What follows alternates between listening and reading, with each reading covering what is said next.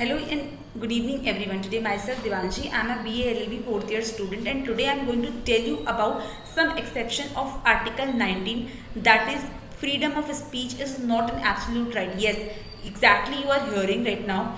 Freedom of speech and expression is an absolute right in India? No, there is some exceptions of freedom of speech and expression. Let's see what are the exceptions and why it is not considered as an absolute right. Article 19 of the Constitution guarantees to all citizens the fundamental right to freedom of speech and expression. However, it also imposes some restriction on the exercise of this fundamental right. Therefore, freedom of speech is not an absolute right under the Constitution. The freedom is subject to the following exceptions: security of the state.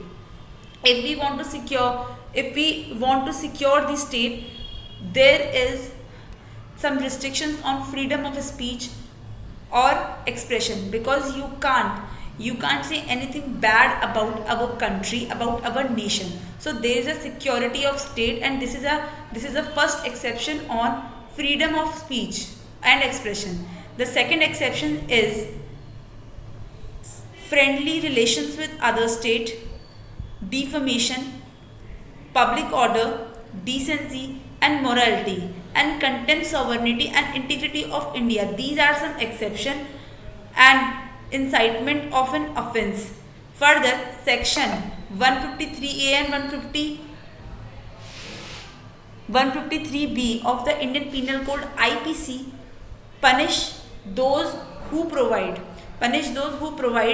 hatred and enmity between different religion or racial group. The IPC also provide that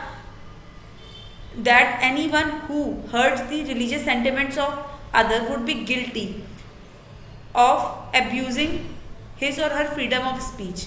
So these are some exceptions of freedom of speech and expression. That's why it does not consider under absolute right of Indian Constitution. So I will tell you more about some exceptions and some more case laws regarding that or regarding some other topic of law. Till then, good day.